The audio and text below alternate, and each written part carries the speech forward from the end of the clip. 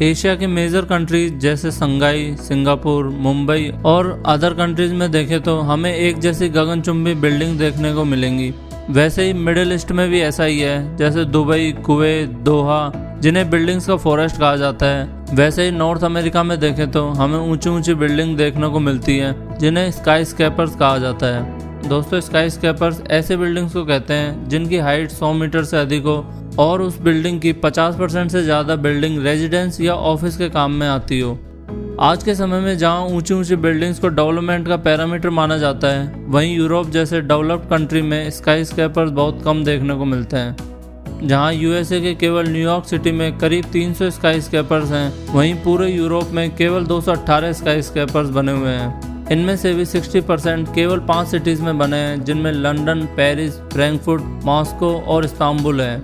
और अगर हम वर्ल्ड के top 100 most sky scraper city की बात करें तो यूरोप के केवल यही 5 शहर आते हैं। इनमें से भी अगर यूरोप के टॉप 10 स्काई स्केपर्स की बात करें तो उनमें से 8 केवल मॉस्को में बने हैं, जो कि रशिया की कैपिटल है। इसके बाद दूसरा नंबर इस्तांबुल का आता है। इसलिए आप जरूर सोच रहे होंगे कि यूरोप की फाइनेंशियल कैपिटल लंदन जैसी सिटी में स्काई स्केपर्स क्यों नहीं बनाए जाते, और ऐसा ही पूरे यूरोप में देखने को मिलता है। दरअसल दोस्तों, यूरोप की अधिकतम सिटी 16वीं शताब्दी के आसपास बनी थी और उस समय ज़्यादातर देशों में कबीलों और आदिवासियों का राज हुआ करता था। उस समय यूरोप की कंट्री डेवलपमेंट की राह पर बहुत आगे थी और उन्होंने अपने कल्चर और इकोनॉमी को बढ़ाने के लिए बाकी देशों में भी शासन करना शुरू कर दिया था। मगर वर्ल्ड वॉर 1 और वर्ल्ड वॉर 2 में, जिनमें अधिकतर यूरोपियन देश शामिल थे, इन वार्स ने यूरोप को बहुत नुकसान पहुंचाया। इनमें वहाँ की कई पुरानी बिल्डिंग्स को बहुत नुकसान हुआ और वहीं कई बिल्डिंग्स पूरी तरह नष्ट हो गई। जब इन जगहों पर रिकंस्ट्रक्शन करने की बारी आई तो यूरोप ने बाकी दुनिया से हटकर काम किया और उन्होंने नए डिज़ाइन की बिल्डिंग बनाने के बजाय इन बिल्डिंग को वैसे ही बनाया जैसे ये पहले थी, और जो बिल्डिंग पूरी तरह नष्ट हो चुकी थी उनकी जगह भी अपने पुराने आर्किटेक्चर से बिल्डिंग को डिज़ाइन किया। जहां बाकी दुनिया ऊंची ऊंची बिल्डिंग्स और नई डिज़ाइन को डेवलपमेंट मानती है, वहीं यूरोपियंस ऐसा नहीं मानते।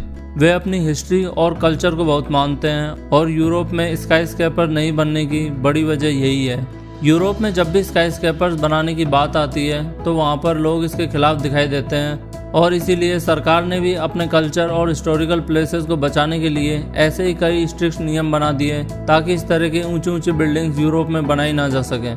दोस्तों, आपको वीडियो कैसी लगी कमेंट बॉक्स में ज़रूर बताएं, और ऐसी वीडियोस के लिए चैनल को सब्सक्राइब कर लें और न्यू अपडेट्स के लिए पास वाले बेल आइकन को भी प्रेस कर दें।